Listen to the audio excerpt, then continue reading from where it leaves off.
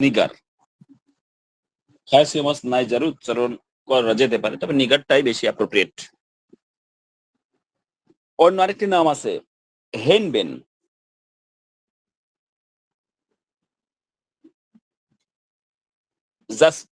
জাসকুয়ামাই, শুকুর শিম বা বিষ তামাক, এই সমস্ত নাম উদ্ভিদ রাজ্য থেকে সংগ্রহ করা হয়েছে এই ওষুধের মূল অরিষ্ট এবং রোগী শীতকাতর। একজন বলবেন শীতকাতর 5টি ওষুধের নাম এবং প্রথম শ্রেণীর শীতকাতর বলেন। Sir nux vomica, hepar sulphur, calcarea carb, calcarea phos আর হাইসিয়ামাস।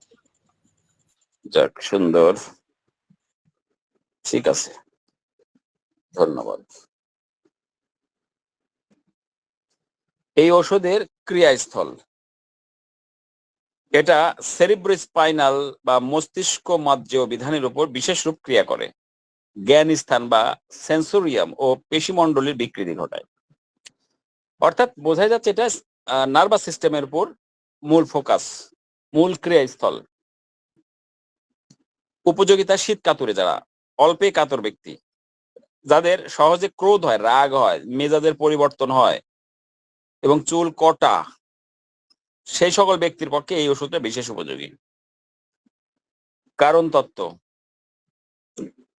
কারণ তত্ত্বটা খুব মনোযোগী সবাই শুনতে হবে, কারণ প্রত্যেকটা ওষুধের স্টেট, বিশেষ করে ক্রনিক ডিজিজের ক্ষেত্রে এই স্টেটটা, কন্ডিশনটা, রোগীর ভিতরে রোগ চিত্রটা কিভাবে আসে সেটা ডিপেন্ড করে কারণ তত্ত্বের উপরে। একজন সুস্থ স্বাভাবিক মানুষ কিভাবে একটা ক্রনিক রোগী হয়ে যায়, ক্রনিক ডিজিজের রোগী হয়ে যায়, সেটা কিন্তু এক একটা গল্প, এক একটা জার্নি।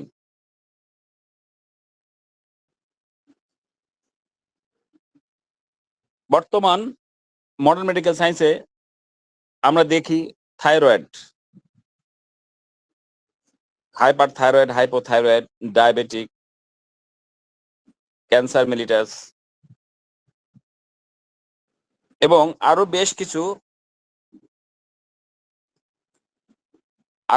বেশ কিছু জটিল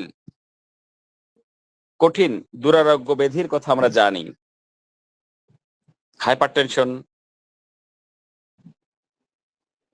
হার্ট ব্লক, এই সমস্ত, এই যে প্রত্যেকটা ক্রনিক ডিজিজ যেগুলোর নাম বললাম, এছাড়া অ্যাজমা আরো অনেক অনেক অনেক আছে, এগুলা কিন্তু একদিন দুই দিনে এই রোগীর স্টেট, এই রোগীর ভিতরে আসেনি।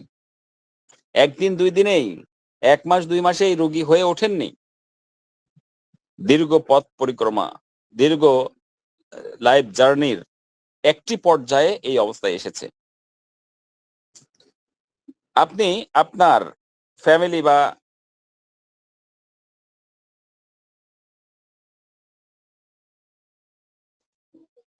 একটু কারেন্ট চলে গেল,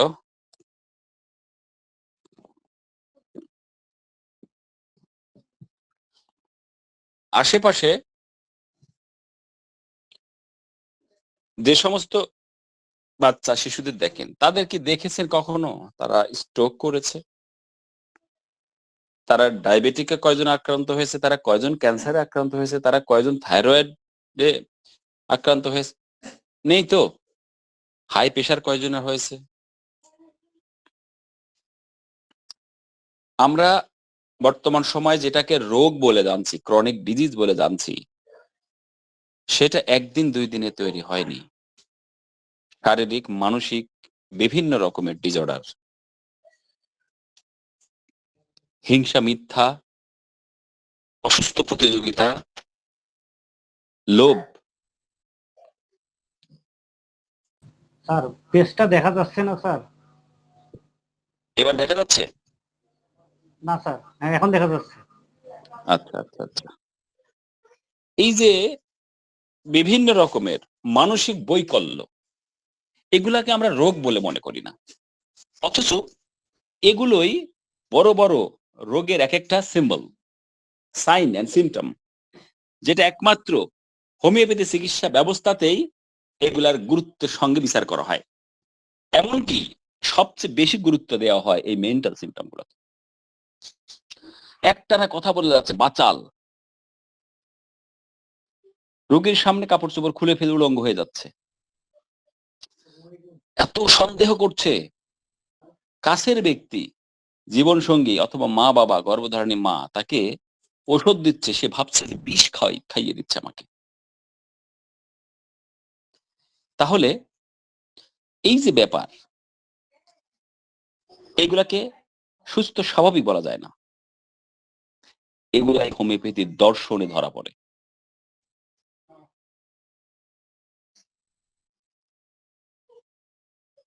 আর এই লক্ষণগুলা ছাড়া হোমিওপ্যাথির একটি রোগীর চিত্র অঙ্কন করা সত্যি খুব কঠিন। তাই আমরা আজকে দেখব হাইসিয়ামাস ঔষধের জার্নিটা কেমন। হাইসিয়ামাসের ঔষধের রোগী আসতে হলে কি অবস্থা থেকে স্বাভাবিক সুস্থ স্বাভাবিক মানুষ কিভাবে এই পথে হয়, তার সংক্ষিপ্ত কয়েকটি কথা। হাইসিয়ামাসের ক্ষেত্রে রোগের সব পর্যায়ে মূল সমস্যা বা গোলযোগটি হলো ঈর্ষা এবং সন্দেহ প্রবণতা। এই কথাগুলো নিয়ে হয়েছে, আমি বলেই দেই আপনাদের, সেটা হলো মেটেরিয়া ভিভা দর্স ভিতুরকা স্যারের বর্তমান 13 খণ্ড পর্যন্ত যেটা বের হয়েছে সেখানকার একটা অংশ। এই বইগুলো পড়তে ইচ্ছে হয়। আপনাদের কখনো যদি সুযোগ হয় এই বইগুলো পড়বেন। এত প্রাঞ্জল, ইংলিশ হলেও ইংরেজি হলেও ওই ভাষাগুলো এত প্রাঞ্জল, এত সুন্দর, মানে আমাদের মতো বাঙালি যারা, তাদের এত বোধগম্য ইংলিশ ভোকাবুলারি ব্যবহার করা হয়েছে যেটা সহজেই আমরা অনুধাবন বুঝতে পারি। তাই আপনাদের সম্ভব হলে এগুলো কিনবেন, বা দাম খুব বেশি তা নয়। তো হাইসিয়ামাসের ক্ষেত্রে রোগের সব পর্যায়ে মূল সমস্যা বা গোলযোগ ঈর্ষা বা সন্দেহ প্রবণতা, তাদের তীব্র আবেগ এবং আশেপাশের মানুষের প্রতি গভীর আসক্তির কারণে এমনটা ঘটে। তাদের আচরণের বড় একটি অংশ, যার মধ্যে মাঝে মধ্যেই সহিংস বা উগ্র আচরণ অন্তর্ভুক্ত, মূলত এই ঈর্ষা থেকেই তাড়িত হয়। তার ভিতরে ঈর্ষা, হিংসা, এই দুইটা কথা কিন্তু একই রকম মনে হলেও এদের মধ্যে মৌলিক কিছু পার্থক্য আছে। হিংসাটা মূলত অন্যকে ক্ষতি করার একটা প্রবণতা থাকে, মূল পার্থক্য যেখানে। আর ঈর্ষাটা ঠিক ক্ষতি নয়, তার মতো আমি কেন নই, ঈর্ষাকাতর হওয়া, তার গহন আছে, ওই মহিলার গহন আছে এত, আমার কেন নেই, পাবার তাড়না তার মধ্যে কাজ করে।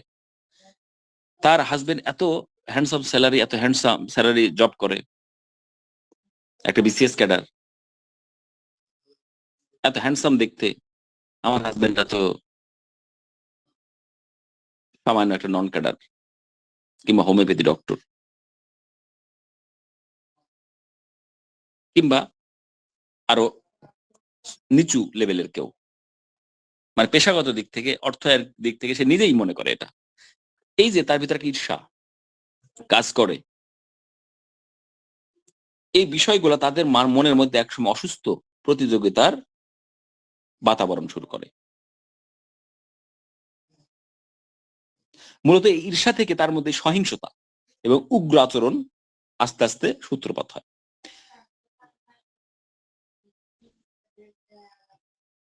এমনকি স্ত্রীর প্রতি ঈর্ষা, কিংবা অফিসের সবাই তার অগোচরে তাকে নিয়ে সমালোচনা করছে, এরকম মনে করে সে। এমন সন্দেহ থেকে হয়তো এই মানসিক সমস্যার প্রাথমিক লক্ষণগুলো প্রকাশ পেতে শুরু করে। এরপর এই সমস্যাটা ক্রমশ আরো অনেক মানুষের মধ্যে ছড়িয়ে পড়তে থাকে।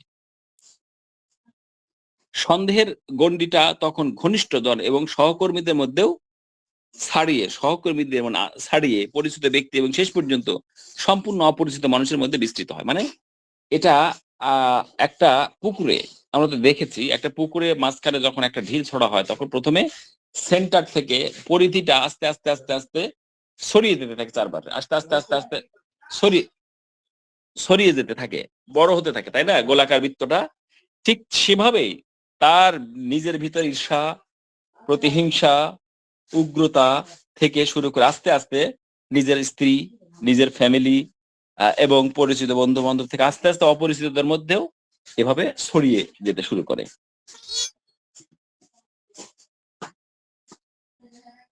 এর চূড়ান্ত পরিণতি হতে পারে একটি সাধারণ প্যারানয়েড অবস্থা। প্যারানয়েড মানে যেখানে বাস্তবতার সাথে সংযোগ বজায় রাখে, একটা মানসিক বিপর্যস্ত অবস্থা প্যারানয়েড, অথবা সিজোফ্রেনিক প্যারানয়ের একটি তীব্র এবং প্রকট অবস্থা সৃষ্টি হয় তার মধ্যে, এবং একটা সময় সে মেন্টালি সেই চাপটা নিতে না পারার কারণে উন্মাদগ্রস্ত হয়ে যেতে পারে। এভাবেই আস্তে আস্তে একটা হাইসেমাস রোগীর অবস্থা কন্ডিশনে আসে।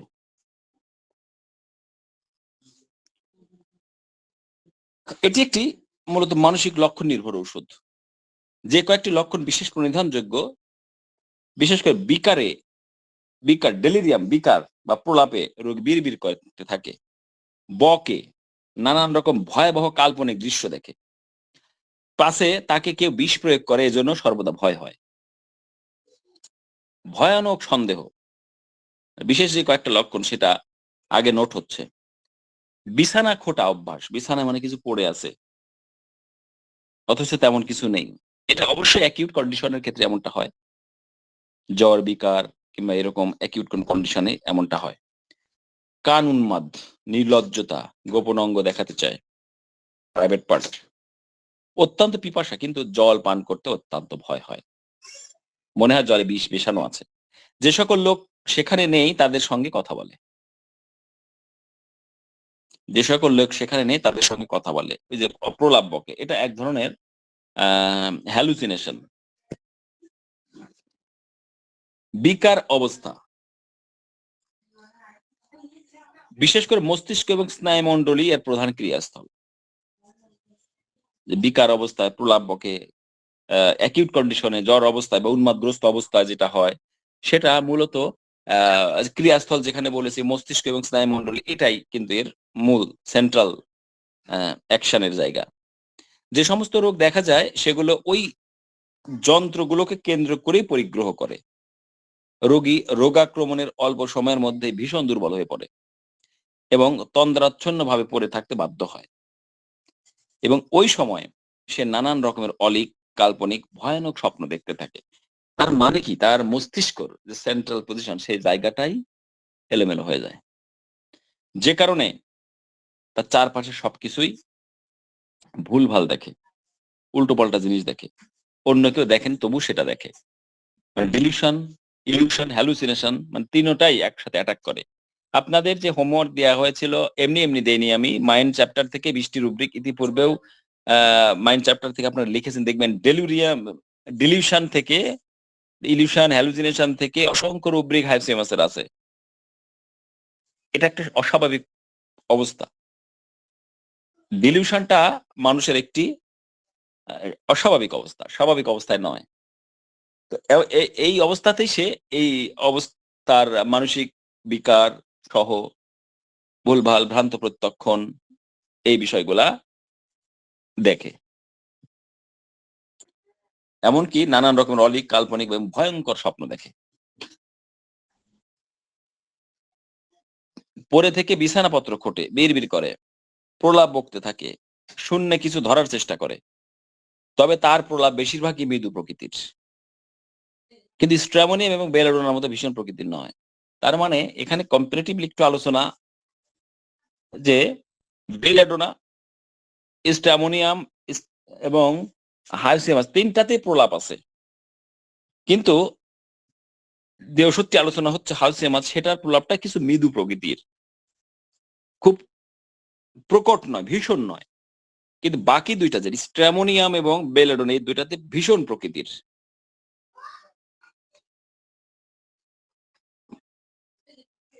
প্রলাপ, সময় সময় সে মৃত ব্যক্তির সাথে কথা বলে,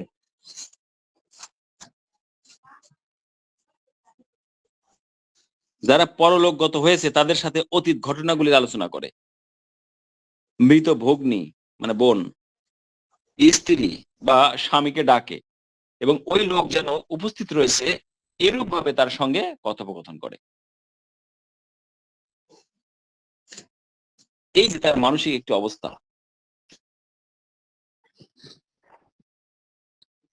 এটা বিজ্ঞান বর্তমান মডার্ন মেডিকেল সায়েন্স আজ পর্যন্ত কিছুই প্রমাণ করতে পারেনি। মানুষের এই কন্ডিশন, তখনই তাকে মানসিক বিকারগ্রস্ত বা মানসিক অসুস্থ বা উন্মাদ বলে আখ্যায়িত করা হচ্ছে। হয়তো আগামীতে বিজ্ঞান এটা প্রমাণ করতে সক্ষম হবে কেন মানুষের মস্তিষ্কের কোন পর্যায়ে আসলে মানুষ এইরকম ভাবে হ্যালুসিনেশন বা ডিলিউশন তার মধ্যে দেখা যায় বা ইলিউশন দেখা যায়। অদৃশ্য কারোর সঙ্গে কথা বলছে, সে তো দেখছে নিশ্চয়ই, সে তো নিশ্চয়ই দেখছে, না দেখে তো কথা বলছে না, কিভাবে দেখছে? এটা একটা প্রশ্ন। হোমিওপ্যাথি কত সুদূর প্রসারী, এই বিষয়গুলো চিন্তা করলেই হয়। কেননা আমরা একটা বিষয় জানি যে আমরা যে জায়গাগুলোতে বাস করি, যেখানে আমরা সাধারণ মানুষ পৃথিবীতে যে বাস করি, এখানে আমাদের দৃষ্টি ভীষণ, আমরা যে দেখি সেটার একটা পরিমাপ মেজার আছে, এর বাইরে আমরা দেখতে পাবো না। আমরা যে বিষয়গুলো শুনি সেটার শোনার একটা পরিমাপ আছে, এর বাইরে আমরা শুনতে পাবো না। তাহলে এটাকে ওভারটেক করে কি তারা কিছু দেখে? যেমন মধ্যাকর্ষণ শক্তি পার হয়ে গেলেই আমরা সে অন্য কোনো গ্রহ নক্ষত্র কিংবা অন্য কোনো জায়গায় চলে যাবে, সেটা চাঁদেও হতে পারে, একটা উপগ্রহ। তার মানে এই মধ্যাকর্ষণ শক্তি মধ্যে আমরা ইচ্ছা করলে আমাদের শারীরিক যে শক্তি আছে সেটা দিয়ে পারবো না। তাহলে এমন কিছু যান্ত্রিক সহায়তা দরকার, যেটার ফলে আমরা এত জোরে থ্রো করবে আমাদের বা নিয়ে যাবে, যে কারণে আমরা সেটা মধ্যাকর্ষণ শক্তি ভেদ করে চলে যাই। আবার ওখান থেকে ফেরত আসার জন্য শারীরিক শক্তি যথেষ্ট না, পারবো না। সেক্ষেত্রে আমাদের ওই রকম যান্ত্রিক কোন মহাশক্তি পরাশক্তি আমাদের প্রয়োজন ওখান থেকে আবার এখানে আসবার জন্য। তাহলে আমাদের সবকিছুর একটা সীমা না বেঁধে দিয়েছে সৃষ্টিকর্তা, একটা কিছুর সীমা নাই, সেটা হলো মন। এই মনের জন্যই মানসিক লক্ষণ, যেটার মূল্য হোমিওপ্যাথিতে সবচেয়ে বেশি। যাক, বাকিটা বিজ্ঞানের হাতে ছেড়ে দিলাম আগামী দিনে।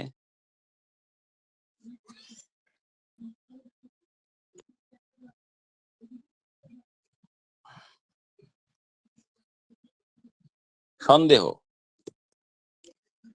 এই রোগী ভীষণ সন্দেহ পরায়ণ, সন্দেহ করতে থাকে তার স্ত্রী তাকে বিষ পান করাবে, কখনো বা সে তার স্ত্রীর চরিত্রের উপর সন্দেহ করতে থাকে, সে কাউকে বিশ্বাস করে না, এমনকি তার খুব কাছের বন্ধুর উপরও এমন সন্দেহ হয়, এটাও মনে করতে থাকে তার নিকট আত্মীয় বা বন্ধু বান্ধব তাকে বিষ পান করাবে।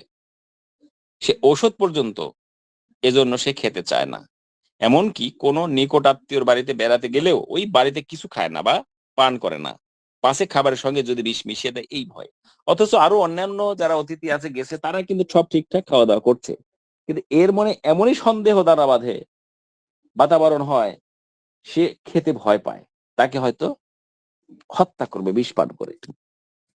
এই লক্ষণটা রাস্টক্সে আমরা পাই, ল্যাকেসিসেও সন্দেহ আছে, তবে মনে হয় এই ক্ষেত্রে হাইসিওমাস সে সন্দেহ সবাইকে ছাড়িয়ে দেয়।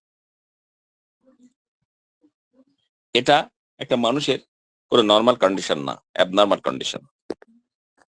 সবার কাছে যেটা স্বাভাবিক তার কাছে সেটা অস্বাভাবিক, সবাই যেটা দেখে না সেটাই সে দেখে। তো সন্দেহের জায়গাটা এই ঔষধের খুব প্রমিনেন্ট একটা জায়গা, খুব গুরুত্বপূর্ণ একটি বিষয়। কাম উন্মাদ এ রোগী বিশেষ করে পীড়িত অবস্থায় ভীষণ কামুক হয়। যে সমস্ত বালিকা তাদের সুস্থ শরীরে কোনো দিনই কাম ভাবের চিন্তা করে নাই, তাদের মধ্যে পর্যন্ত এটা দেখা দিয়ে থাকে যখন তাদের মস্তিষ্কটি প্রদাহযুক্ত হয়। এখানে একটি বিষয় খুব ইম্পর্টেন্ট, দেখেন আমরা ইতিপূর্বে একটি লক্ষণ পড়েছি, আপনারা জানেন যে কিছু বালিকা আছে যাদের বিয়েই হয়নি এখনো, যাদের বিয়ে হয়নি, তরুণ হোক যুবতী হোক, বিয়ে হয়নি, বিয়ে না হলে তাদের স্তন থেকে দুধ বের হওয়াটা অস্বাভাবিক, কিন্তু কিছু রোগীর সেটা হয়, সে যখন রোগী হয়ে যায়। আমরা জানি অ্যাসাফিডিটা, ন্যাট্রামিউর, মার্কুরিয়াস, আরো কয়েকটা ওষুধে এই ঘটনাটা ঘটে। এটাই কিন্তু অস্বাভাবিকতা। হোমিওপ্যাথি এই লক্ষণগুলাই খুঁজে বেড়ায়, যেটা একটা ওষুধ নির্বাচনের জন্য সবচেয়ে বড় ভূমিকা পালন করে। তেমনি এক্ষেত্রেও দেখেন যে বালিকা তাদের সুস্থ শরীরে কোনোদিন কামভাবে চিন্তাও করে নাই, সে বালিকা এখনো, তার ভাব ভিতরে ওই ধরনের অবস্থা সেভাবে প্রমিনেন্ট হয়নি এখনো, তাদের মধ্যে পর্যন্ত এটা দেখা দিয়ে থাকে যখন তাদের মস্তিষ্কটি প্রদাহযুক্ত হয়। তার মানে সে রোগী হয়, তখন কাম উন্মাদ, সেক্স ডিজায়ার চূড়ান্ত পর্যায়ে পৌঁছে তাদের। এই লক্ষণটাকে অসাধারণ অদ্ভুত লক্ষণ বলে গণ্য করা উচিত, কারণ মস্তিষ্ক প্রদাহ হলে যে কামভাবের প্রাবল্য আসে এটা একটি অসাধারণ ব্যাপার, এবং এই ব্যাপারটি প্যাথোলজিতে কোনো দিনই রীতিমতো কারণ দেখিয়ে এটাকে বিশ্লেষণ করতে পারবে না বা অক্ষম। মডার্ন মেডিকেল সায়েন্স কখনো এটাকে সেই সমীকরণ সমাধান করতে পারবে না। কিন্তু হোমিওপ্যাথিতে এই লক্ষণ দেখে এবং এর সাথে আরো কিছু লক্ষণ দিয়ে একটি ওষুধ চিত্র তৈরি করলে যে কোনো ধরনের জটিল কঠিন দুরারোগ্য ব্যাধি আরোগ্য দিকে নিয়ে যাওয়া সম্ভব।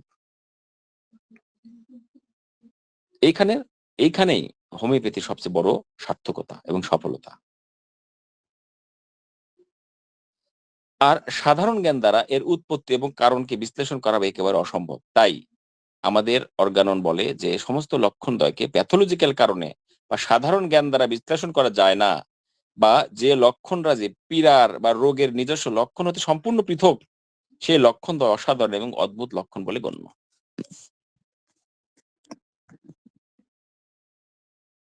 আর এই অদ্ভুত অসাধারণ লক্ষণ সমূহের মূল্য ওষুধ নির্বাচনের ব্যাপারে সর্বোচ্চ স্থানে। তাই অনেক সময় দেখা যায় এই ওষুধের সর্বদাই জননেন্দ্রিয়ে হাত দিয়ে রাখে। নারী হোক, পুরুষ হোক, বালক হোক, বালিকা হোক, বৃদ্ধ হোক, যেই হোক না কেন, তার জননেন্দ্রিয়ে হাত দিয়ে রাখে, কুৎসিত গান করে, নেকেড, কুৎসিত কথাবার্তা এবং অশ্লীল ভঙ্গিমা করতে থাকে। এমনকি রোগী এবং রোগিনী যখন চিকিৎসক তাদের ঘরের মধ্যে প্রবেশ করে তখন তার গোপন অঙ্গ বের করে থাকে। ব্যর্থ প্রেমিকার তরুণ উন্মাদ রোগেও ওই সকল লক্ষণকে এই ওষুধ অনেক ক্ষেত্রে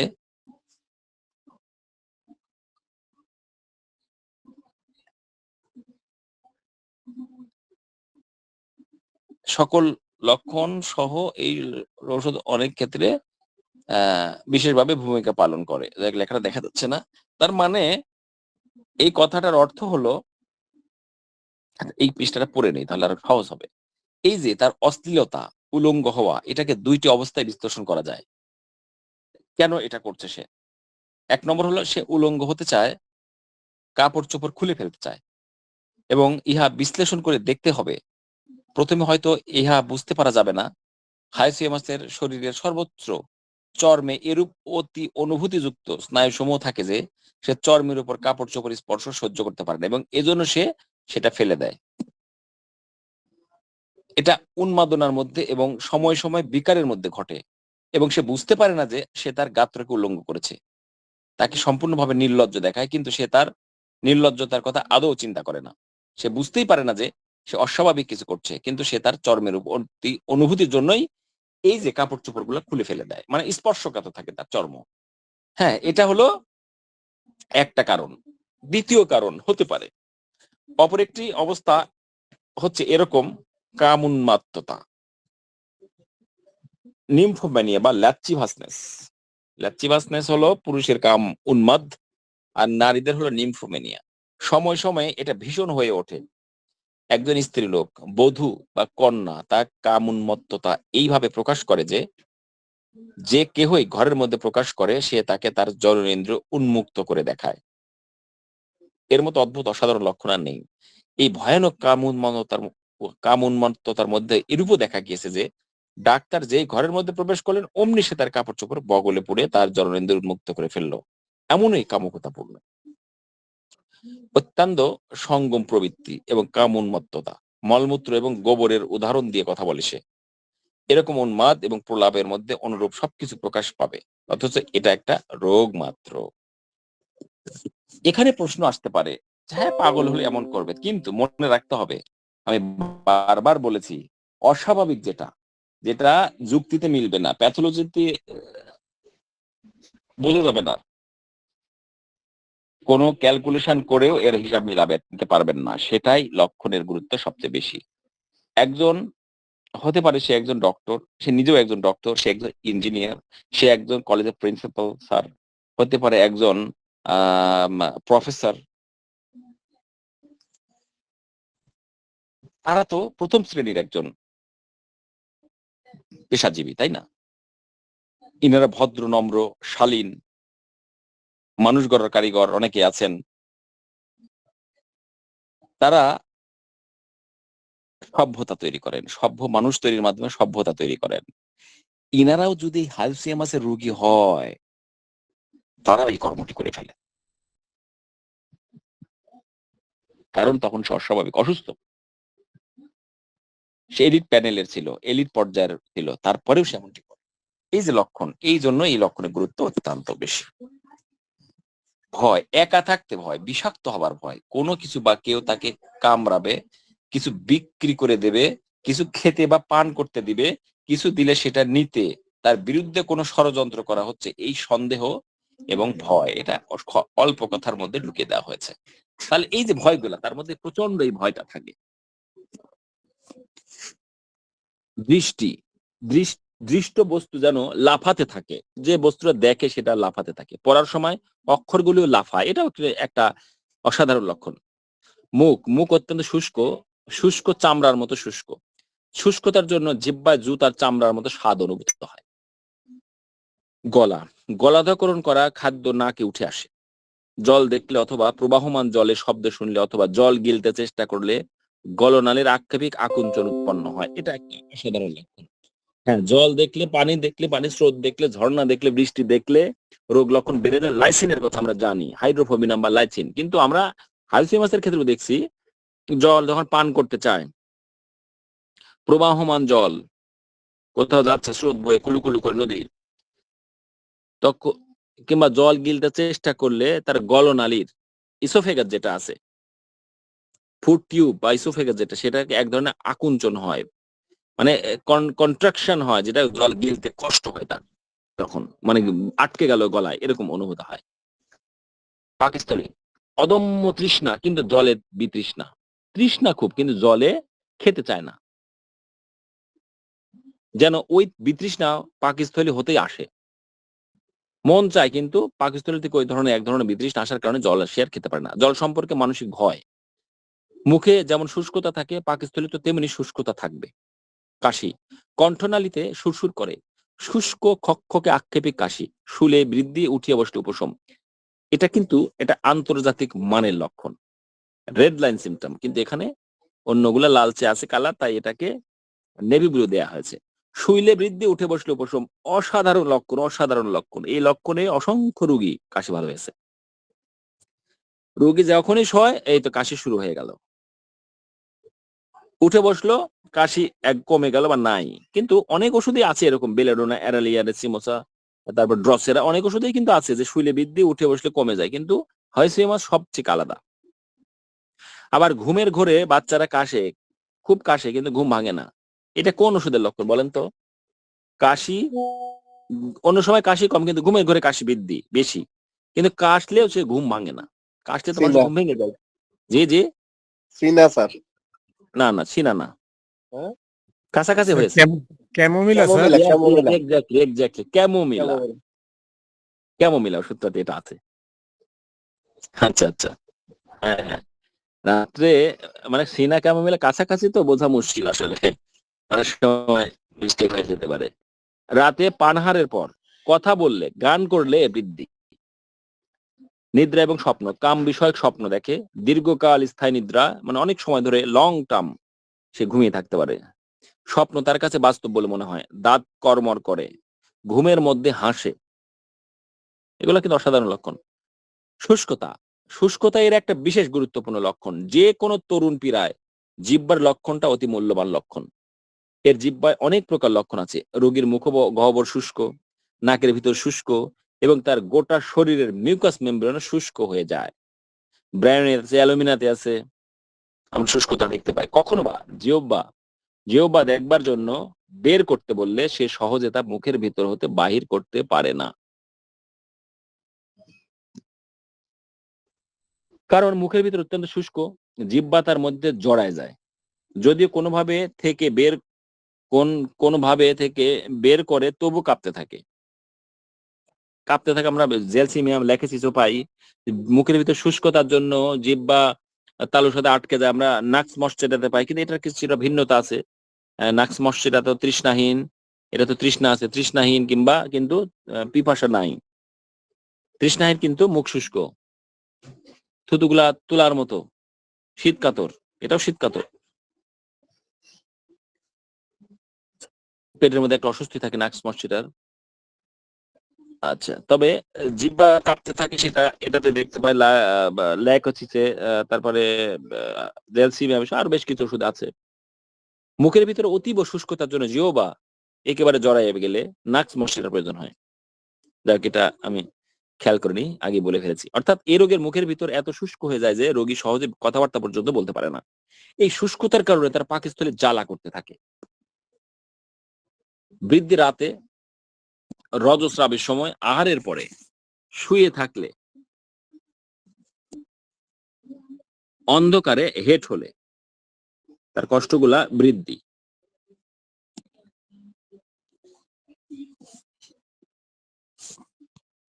তো এই মোটামুটি আমার হাইসিয়ামাস সম্পর্কে আলোচনা। এবার আমরা দেখব জিভি কি নোটস থেকে জর্জ বিতুল কাচ্চার আমাদের সামনে কি উপস্থাপনা রেখেছেন।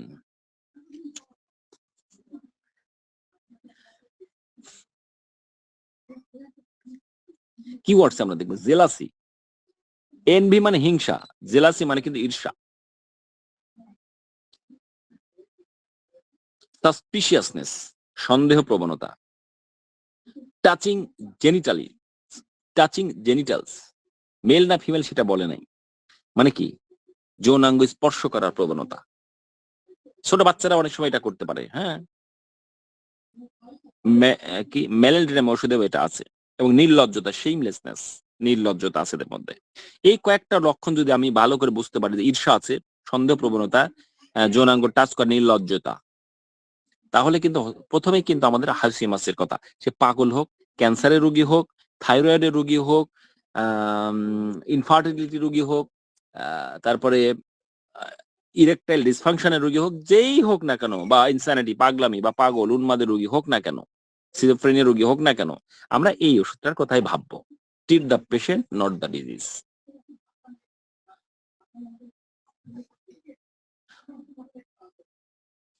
Hashimoto's has jealousy, envy. রোগী অন্য কারোর প্রতি বিশেষ সুবিধা, ভালোবাসা বা মনোযোগ দেওয়া সহ্য করতে পারে না। এই একটা মানে ঈর্ষা, পরশ্রীকাতরতা, হিংসা যেরকম হয় এর মধ্যে সেটা পরিপূর্ণভাবে আমরা দেখতে পাই। The jealousy is not simple. এই ঈর্ষাটা কিন্তু সাধারণ ঈর্ষা না। The jealousy is not simple না, এটা একটু কমপ্লিকেটেড।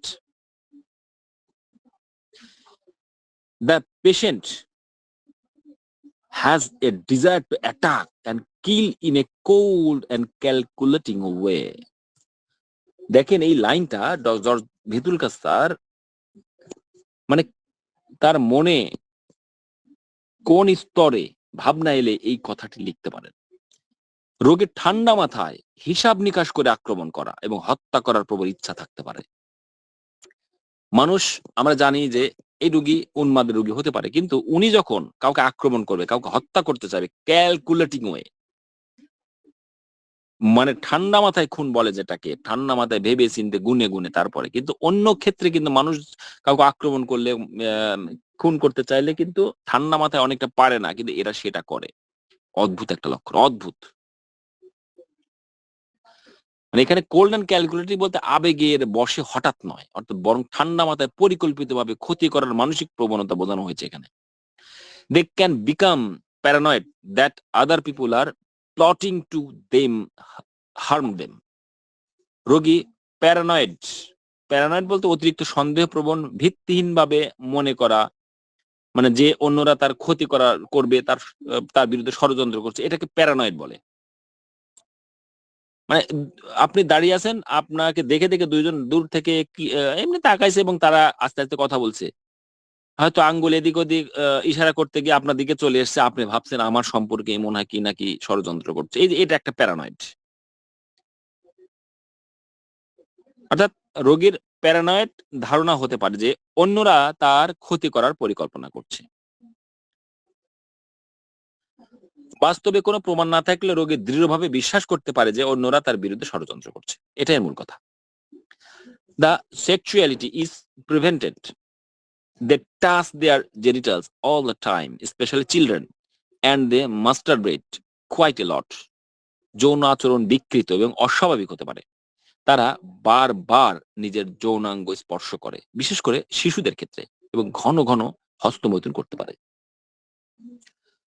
অর্থাৎ এই বইটাতে বর্ণিত যে হাইসিয়ামাসের একটা প্যাথোলজিক্যাল সেক্সুয়াল বিহেভিয়ার, রোগজনিত অস্বাভাবিক যৌন আচরণ হিসেবে উপস্থাপিত হয়েছে। শিশুর ক্ষেত্রে এমন আচরণ থাকলে অবশ্যই বয়স, পরিবেশ এবং অন্যান্য ডেভেলপমেন্ট বা বিহেভিয়ারাল এই কারণগুলো আমাদের বিবেচনা কিন্তু করতে হবে। Another perversion is that they like to talk about faces or even play with them. আরেক ধরনের অস্বাভাবিকতা এর মধ্যে আছে, সেটা কি? তারা মল, এই যে ফেসেস, মল নিয়ে কথা বলতে পারে। স্টুল মানে আমরা মল বুঝি, কিন্তু এখানে কিন্তু আমাদের এই মডার্ন মেডিকেল সায়েন্সের ভাষায় কিন্তু ফেসেস মানে মল। যেমন জিহ্বাকে আমরা টাং বলি, কিন্তু মেডিকেল ভাষায় কিন্তু গ্লোসা, এরকম কিছু নাম আলাদা আছে। তো তারা মল নিয়ে কথা বলতে, মানে মল, গোবর, এমনকি মল নিয়ে খেলতেও তারা পছন্দ করে। মানে মনের ভিতরে নোংরামি থাকলে যেটা হয়, যারা সন্দেহ প্রবণ, হ্যাঁ, হিংসা, তাদের মন কিন্তু খুবই নোংরা। এখানে মানে অস্বাভাবিক অশালীন আচরণের এটা একটা অংশ। প্রাপ্তবয়স্ক যদি হয় তাও এমনটা করতে পারে। The shameless is characteristic. নির্লজ্জতা এই ওষুধের একটি বৈশিষ্ট্যপূর্ণ লক্ষণ। অর্থাৎ সামাজিকভাবে যে আচরণে সাধারণত লজ্জাবোধ হওয়ার কথা, রোগীর মধ্যে সেই লজ্জাবোধ কমে যেতে পারে, যেটা ব্যাখ্যা ইতিপূর্বে করা হয়েছে। We see a tendency to expose their nudity. তাদের নগ্নতা প্রকাশ করার প্রবণতা দেখা যায়। Tendency to expose their nudity, অর্থাৎ নগ্ন হওয়ার প্রবণতা। এক্সপোজ মানে প্রকাশ করা, টেন্ডেন্সি প্রবণতা, নিউডিটি মানে কি নগ্নতা। নেকেড মানেও নগ্নতা বোঝায়। অর্থাৎ শরীর ঢেকে রাখার স্বাভাবিক বোধ কমে যেতে পারে এবং নিজেকে নগ্ন অবস্থায় প্রকাশ করতে যেতে পারে। কিন্তু বর্তমান সময়ে অনেক সেলিব্রিটি আছে যারা, সেলিব্রিটি, নন সেলিব্রিটি যারা এবং ভাইরাল হতে যায়, তারা যে নগ্নতা হয় তারা কিন্তু না, তারা এর মধ্যে পড়বে না। আসলে তারা তো রুগী না, তারা অন্য ধাঁচের রুগী। তার পাশ্চাত্য কালচার পেয়ে বসেছে তাদের মধ্যে, সেই ধাঁচের তারা এই রোগীর মধ্যে পড়ে না। তারাও তো ছোট ছোট শর্ট গার্মেন্টস পরে, শর্ট চোপড় গুলো পরে, তাদের কথা না, এটা আসলে পেশেন্টের কথা।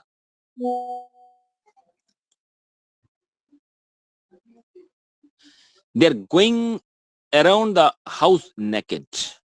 They leave the toilet door open, or they can become exhibitionist.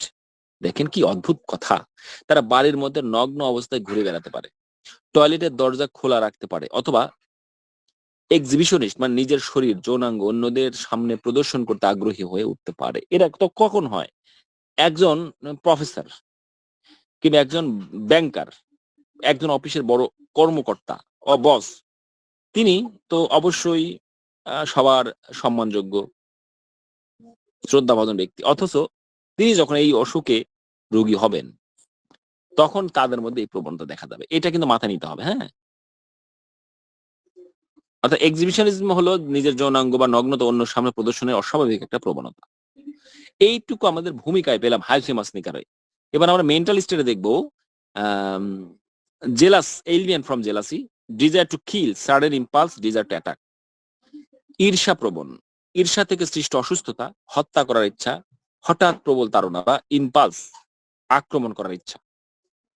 এখানে কয়েকটি গুরুত্বপূর্ণ মেন্টাল কিনোট একসঙ্গে দেওয়া হয়েছে কিন্তু দেখেন জেলাসি থেকে elements, desire to kill, sudden impulse, desire to attack. অর্থাৎ ঈর্ষার সাথে আক্রমণাত্মক এবং হিংস্র ইম্পালস যুক্ত হতে পারে। হিংসা, ঈর্ষা থেকেই কিন্তু এই রোগীদের মধ্যে এই স্টেট গুলো আসে, এই কন্ডিশন, এই অবস্থার সৃষ্টি হয়। Suspicious that he will be poisoned, that there is some plot against him. সন্দেহ করে যে তাকে বিষ প্রয়োগ করা হবে, পয়জন করা হবে, অথবা তার বিরুদ্ধে কোনো ষড়যন্ত্র চলছে, প্লট চলছে। প্লট মানে ষড়যন্ত্র। এটা একটা গুরুত্বপূর্ণ সাসপিশিয়াস প্যারানয়েড আইডিয়া। অন্যরা তাকে বিষ দেবে বা তার ক্ষতি করার পরিকল্পনা করছে বলে বিশ্বাস করে সে। শেমলেস এক্সপোজিং দ্য পারসন, নির্লজ্জ, নিজের শরীর অন্য সামনে প্রকাশ করে। সামাজিক লজ্জা বা প্রাইভেসি এর স্বাভাবিক বোধ কমে যাওয়ার দিকে ইঙ্গিত করে এটা। অবসিন বিহেভিয়ার, অশ্লীল আচরণ, সামাজিকভাবে অগ্রহণযোগ্য বা যৌনভাবে অশালীন আচরণকে বোঝানো হয়েছে এটা। Obscene behaviour. Exhibits his genitals, নিজের যৌনাঙ্গ অন্যদের সামনে প্রদর্শন করে। Takes off the cloth very easily, wants to be naked, খুব সহজে কাপড় খুলে ফেলে এবং নগ্ন থাকতে চায়। এখানে মূল মানসিক বৈশিষ্ট্য হলো ডিসইনহিবিশন বা আত্মসংযম, সামাজিক নিয়ন্ত্রণ তার ভিতর কমে যায় এবং নিউডিটি এর একটা অস্বাভাবিক একটা প্রবণতা তার মধ্যে থাকে। ল্যাচিভাস, কামুক, এটা পুরুষের ক্ষেত্রে বোঝা যায় বিশেষ করে অতিরিক্ত যৌন উত্তেজনা প্রবণ যারা। ল্যাচিভাস বলতে এমন আচরণ বা মানসিকতাকে বোঝায় যেখানে যৌন আকাঙ্ক্ষা বা যৌন ইঙ্গিত অস্বাভাবিকভাবে প্রকাশ করে।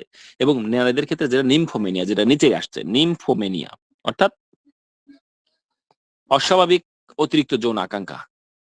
এটা ঐতিহাসিক একটি মেডিকেল শব্দ। হ্যাঁ, বর্তমানে অতিরিক্ত যৌন আকাঙ্ক্ষা বা কম্পালসিভ সেক্সুয়াল বিহেভিয়ার যদি থাকে, মানে যেটা নিয়ন্ত্রণই করতে পারছে না, বোঝাতে আরো নির্দিষ্ট আধুনিক শব্দ ব্যবহার করা হয়। পারভার্সনস, অর্থাৎ এটাও কিন্তু যৌন বিকৃতি বা অস্বাভাবিক যৌন আচরণ। এখানে বইটা এইখানে অস্বাভাবিক যৌন আচরণ বা হাইসোমাসের মেন্টাল পিকচারের অংশ হিসেবে কিন্তু বর্ণনা করা হয়েছে। তাহলে এই পেজে এই পেজের যদি ব্যাখ্যা আমরা দিই, যে এই পেজে যেটুকু বুঝলাম, আমরা পরের পেজে যাবো নিশ্চয়ই, তাহলে এই পেজের একটু আমরা যে কয়েকটা বিষয় কি বুঝলাম আমরা। হাইসোমাসের প্রধান যে মেন্টাল কিনোট, এখানে জেলাসি, ঈর্ষা থেকে মানসিক যে সমস্যা, আক্রমণ এবং হত্যার ইম্পালসিভ মুড আসে।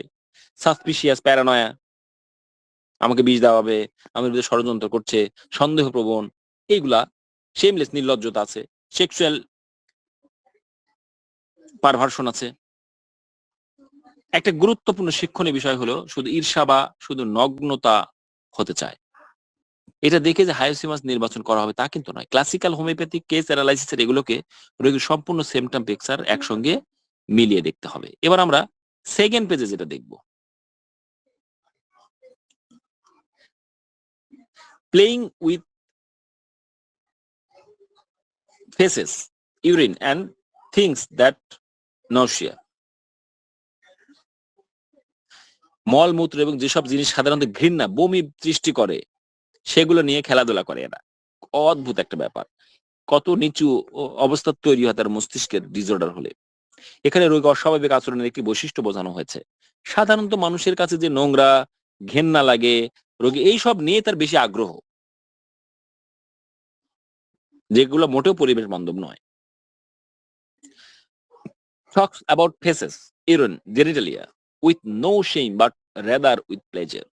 রোগী মল মূত্র এবং যৌনাঙ্গ নিয়ে কোনো লজ্জা ছাড়াই বরং আনন্দের সঙ্গে কথা বলে। দেখেন, এই রোগীগুলো চিনতে কি খুব বেশি কষ্ট হবে? হবে না। কিন্তু আপনাদের চেম্বারে যদি আসে এরকম রোগী, তাহলে সহজে কিন্তু এই ওষুধটা নির্বাচন করতে পারবেন। Passes his faces on the floor, রোগী মল মেঝেতে ত্যাগ করে, ছড়িয়ে দেয়। এটা ফেকাল বিহেভিয়ার বলা হয়। একটা উদাহরণ,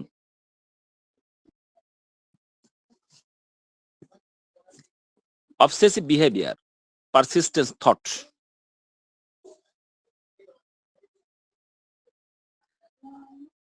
অবসেসিভ বিহেভিয়ার অর্থাৎ বারবার করতে বাধ্য হওয়ার। ওই যে ওসিডি আছে, অবসেসিভ কম্পালসিভ ডিসঅর্ডার, যেমন অবসেসিভ মানে বারবার, বিহেভিয়ার মানে একই আচরণ বারবার অস্বাভাবিক আচরণগুলো করতে তাকে বাধ্য করে। এবং পারসিস্টেন্ট থটস, বারবার ফিরে আসে তার ভিতরে, মস্তিষ্কের ভিতরে এই চিন্তাগুলো, এই কাজগুলা বারবার ফিরে আসে। রোগীর মনে কোনো নির্দিষ্ট চিন্তা বারবার আসতে পারে এবং সেই চিন্তার কারণে একই কাজ বারবার করতে পারে। ওসিডি কিন্তু সেরকম ধরনেরই কাজ। এটা কিন্তু ওসিডি বলছি না, ওসিডি অর্থাৎ অবসেসিভ কম্পালসিভ ডিসঅর্ডার, যেটা খুঁতখুঁতে সূচিবায়ু রোগ বোঝায়। এটা ঠিক সেরকম না, তবে এর মতো কিছু একটা ঘটনা বারবার একই ধরনের চিন্তা মাথায় আসে, যে নগ্নতা, লজ্জা, সন্দেহ, এইগুলা বারবার তার মাথায় ফিরে আসে। আর ওসিডি যেটা অবসেসিভ কম্পালসিভ ডিসঅর্ডার, সেটা অতিরিক্ত খুঁতখুঁতে, একই জিনিস বারবার ধৌত করছে। আম, পরিষ্কার পরিচ্ছন্নতার ব্যাপারে একটু বেশি ওভারনাইজ, খুঁতখুঁতে স্বভাব। Counting all the time 1 2 3 1 2 3 etcetera, অর্থাৎ সারাক্ষণ সে কি করে, 1 2 3 1 2 3, হ্যাঁ, এভাবে গুনতে থাকে, একই ঘটনাগুলো, কথাগুলো বারবার বলতে থাকে। এটা একটা রিপিটেটিভ কম্পালসিভ বিহেভিয়ার, মানে পুনরাবৃত্তিমূলক বা কম্পালসিভ বা বাধ্যতামূলক একটা আচরণ, এটা তার মধ্যে হতে থাকে। রিপিটিং ওয়ার্ডস এটসেট্রা, একই শব্দ বারবার পুনরাবৃত্তি ইত্যাদি। অর্থাৎ রিপিটেশন এখানে একটি গুরুত্বপূর্ণ বিহেভিয়ার সিমটম হিসেবে উল্লেখ করা হয়েছে। লকুয়াসিটি, অতিরিক্ত কথা বলার প্রবণতা। রোগী প্রয়োজনের তুলনায় অনেক বেশি কথা বলতে পারে এবং কথা থামাতে অসুবিধা হতে পারে। Delirium, where he is loquacious, maniacal, raging, violent mutters. Delirium অর্থাৎ তার মানসিক চেতনার বিভ্রান্ত একটা অবস্থা। এ রোগী অত্যন্ত বাচাল, লকুয়াসিয়াস, উন্মাদ, প্রচন্ড রাগান্বিত, রেজ, হিংস্র, ভায়োলেন্ট, এবং বিড়বিড় করে কথা বলা, মাটার্স মানে বিড়বিড় করে কথা বলা, ঠোঁট নাড়বে, একা একাই নিজে শুনবে, এরকম একটা ব্যাপার থাকে। অর্থাৎ এখানে কি ডেলিরিয়ামের সঙ্গে কয়েকটি বৈশিষ্ট্য একসঙ্গে দেওয়া হয়েছে, যেমন কি অতিরিক্ত কথা বলা, উন্মত্ততা, রাগ, হিংস্রতা, বিড়বিড় করা, এই বিষয়গুলো এখানে উল্লেখ করা হয়েছে। হ্যাস্টি, ইনকোহেরেন্ট স্পিচ, বাংলা তাড়াহুড়া করে। হ্যাস্টি মানে কি আমরা কোথায় পাই, হিপারসাল, মার্কুরিয়াস, আর্জেনাইটিকাম, আর বেশ কিছু ওষুধ আমরা হ্যাস্টিনেস অর্থাৎ তাড়াহুড়া করা, ক্ষিপ্রতা, এই বিষয়টা পাই। এবং অসংলগ্ন, ইনকোহেরেন্ট বা অসংলগ্ন কথাবার্তা বলে সে। ইনকোহেরেন্ট স্পিচ হলো কথাগুলো সঠিকভাবে পরস্পর সঙ্গে যুক্ত থাকে না, মানে বক্তব্যই তার বোঝা কঠিন, কখন কি বলছে, একটা বাক্যের শব্দের অংশ আরেকটা বাক্যের সঙ্গে লাগিয়ে দিচ্ছে, মানে মানে অনুধাবনযোগ্য নয় সহজে, এমন কিছু কথা বলে। গ্রাইমেসিস অফ ফেস, মুখে অস্বাভাবিক ভঙ্গি বা বিকৃত মুখভঙ্গি করে। এখানে গ্রাইমেস বলতে আসলে ইচ্ছাকৃত বা অনিচ্ছিকভাবে মুখের অস্বাভাবিক বিকৃতি ভঙ্গি, মুখ বাঁকা করে, বিভিন্ন রকমের জেস্টার পোস্টার করতে থাকে সে। ফিয়ার অফ ওয়াটার, পানির একটা ভয় থাকে তার। এটা হাইসোমাসের একটা উল্লেখযোগ্য কিনোট হিসেবে এখানে নেওয়া হয়েছে। তবে ক্লিনিক্যাল ডায়াগনোসিস করার সময় এই লক্ষণটা রোগীর অন্যান্য লক্ষণের সঙ্গে মিলিয়ে দেখা দরকার, কারণ এটা আরো বেশ কিছু ওষুধ আছে তাই। তো এই ছিল মেন্টাল স্টেটে। তাহলে মেন্টাল স্টেটে আমরা অনেকগুলো আহ, ব্যাপার দেখতে পারি, অনেকগুলো ব্যাপার আমরা এখানে খুঁজে পাই, কারণ মানসিক লক্ষণ নির্ভরই ওষুধ এটা বিশেষ করে। তো ফিজিক্যাল স্টেটেও আমরা বেশ কিছু জিনিস পাই, সেটাও আমরা দেখবো। সেখানে দেখা যায় যে হ্যান্ডেল হিজ জেনিটালি, অর্থাৎ রোগী বারবার নিজের যৌন অঙ্গ স্পর্শ, নাড়াচাড়া করে, হ্যান্ডেল করে। এটা হাইসোমাসের একটা উল্লেখযোগ্য ফিজিক্যাল এবং behavioural symptom. Lies in bed with hands between thighs, বিছানায় শোয়ার সময় তার দুই উরুর মাঝখানে হাত রাখে। হ্যাঁ, বিছানায় এই যে ও অঙ্গভঙ্গি, শোয়ার সময় দুই উরুর মাঝখানে হাত রেখে শোয়। Restless hand, picking at bed clothes, অস্থির তার হাত সবসময়, এবং বিছানার চাদর, কাপড় চোপড় এগুলা খুঁড়তে থাকে, টানতে থাকে। রোগীর হাত স্থিরই থাকে না, বিছানার কাপড় নেওয়ার কারণে খোঁচাখুচি বা টানাটানি করতে থাকে। যখন স্থির থাকে তখন দুই উরুর মাঝখানে হাত দিয়ে শুয়ে থাকে। Twitching, jerking, spasm, convulsion. Twitching বলে মাংসপেশি ছোট ছোট অনিচ্ছিক কাঁপুনি, টুইচিং ছোট ছোট কাঁপুনি। জার্কিং মানে হঠাৎ ঝাঁকুনি। স্প্যাজম মানে মাংসপেশি খিঁচুনি, এবং কনভালশন বলতে আকস্মিক সারা শরীরে অনিচ্ছিক খিঁচুনি। স্প্যাজম হয় হয়তো শরীরের বিশেষ একটা জায়গার মাংসপেশি খিঁচুনি, আর কনভালশন বলতে একটা বিশেষ জায়গার হতে পারে, আবার সারা শরীরের অনিচ্ছিক একটা সংকোচন বা প্রসারণ, অনিচ্ছিক একটা খিঁচুনি আসতে পারে, এটাকে কনভালশন বলে। এগুলো আসলে নার্ভাস সিস্টেম সম্পর্কিত মোটর নার্ভের যে ব্যাপার, সেই সংশ্লিষ্ট যে লক্ষণ সৃষ্টি হয়, এটা সেখান থেকে হয়, কারণ নার্ভাস সিস্টেমের উপর এই ওষুধটা অত্যন্ত বেশি কার্যকরী। Ringing noise in ear before epileptic fit. Epileptic fit বলতে এপিলেপসি বলতে আমরা মৃগী রোগ বুঝি, সেই মৃগী রোগের খিঁচুনি শুরু হওয়ার আগে কানে ঝিঝি বা রিং শব্দ শুনতে পায়। এখন মৃগী আসার সময়, সেই সময় তো রোগীকে আসলে জিজ্ঞেস করা যায় না, কিংবা কোনো রোগী যদি বলে হ্যাঁ মৃগী আসার সময় আমার, তার যদি সে সেন্স থাকে যে আমার কানে ঝিঝি পোকার মতো রিং, এরকম গান শোনা, এরকম কিছু শুনতে পাই, তারপরে খিঁচুনি আসে, তখন এই ওষুধটা আরো বেশি স্পেসিফিক হয়।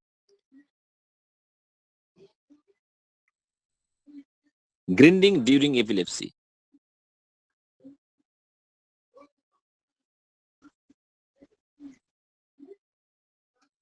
আচ্ছা, এপিলেপসি চলাকালে দাঁতে দাঁত ঘষতে থাকে, কিরিমির করতে থাকে, অর্থাৎ গ্রিন্ডিং এখানে সাধারণত দাঁত ঘষা বা ব্রুইজম বা দাঁত ঘষা অনৈচ্ছিক একটা প্রবণতা।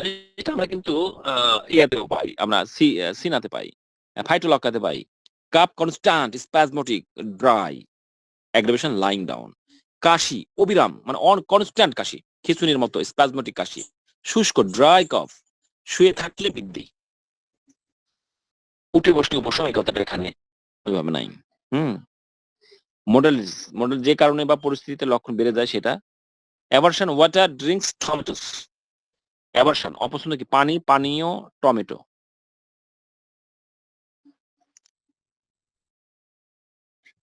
আচ্ছা, এই ছিল মোটামুটি সম্পর্কে আলোচনা। তবে হাইসিমাসের এই পৃষ্ঠে আমরা যে বক্তব্যটা, 5টা বড় বড় কয়েকটা বিষয় আমরা মনে রাখা দরকার।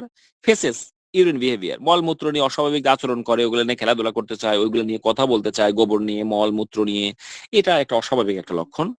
অবসেসিভ বিহেভিয়ার, বারবার বাধ্যতামূলক ভাবে একই বারবার গান শোনা, শব্দ পুনরাবৃত্তি করা, কোনো কিছু, একটা খেলনা ছোট বাচ্চা খেলছে, বাসা তৈরি করছে আবার ভাঙছে, আবার সে বাসা তৈরি করছে আবার ভাঙছে, এই ব্যাপারগুলো তার মধ্যে থাকে।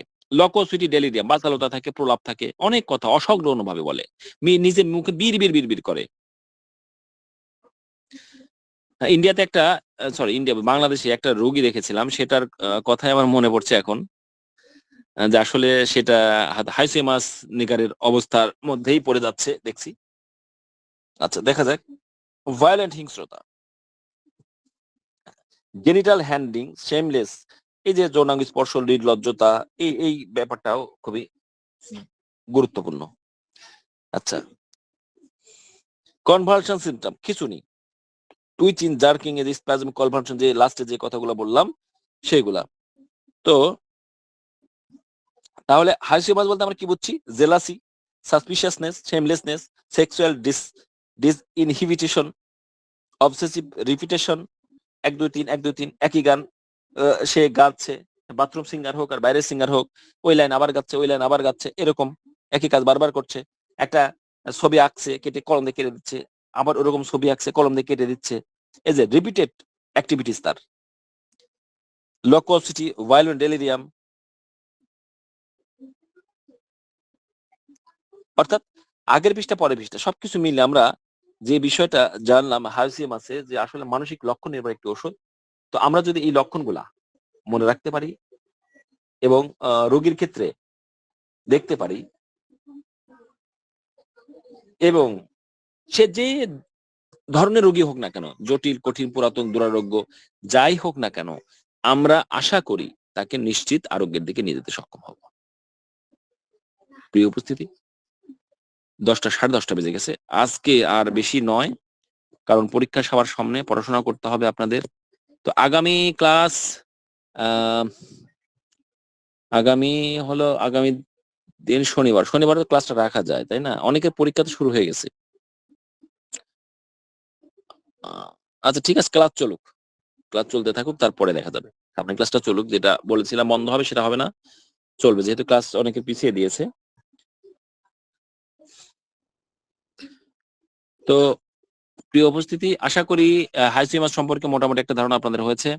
এখন আপনারা একটু নিজেরাও পড়বেন, শুধু আমার এই পড়ার উপরই ডিপেন্ড করে থাকবেন না, আপনারা বিভিন্ন বই পুস্তক খোলা রাখবেন, বই পুস্তক পড়বেন, স্টাডি করবেন, আমার নোটগুলো দেখবেন,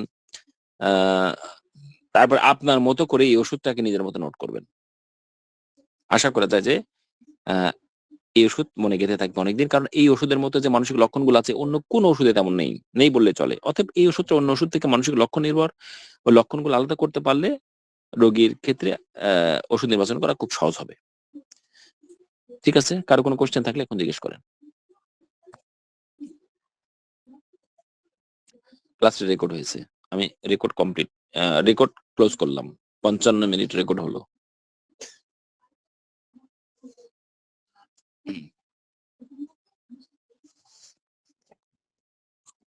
কারো কোনো কোশ্চেন আছে কিনা? জাস্ট বেশিক্ষণ না, বেশি সময় নিব না আমি, অনেক পরীক্ষা আছে।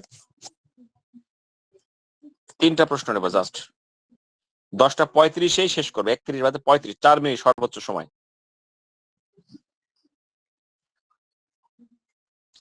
আর যদি মনে করেন যাদের দরকার নেই ছুটি, চলে যেতে পারে ছুটি।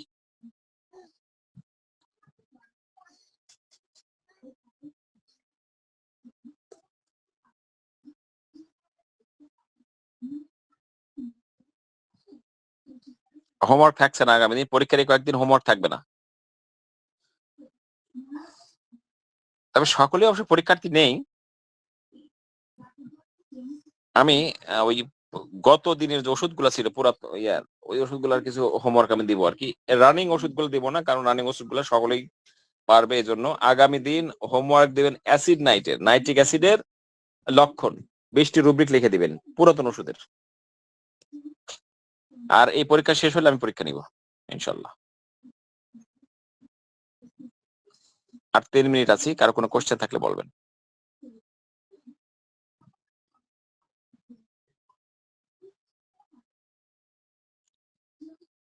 মনে হয় প্রশ্ন নেই, তাহলে আজকের মতো আলোচনা শেষ করে দেই।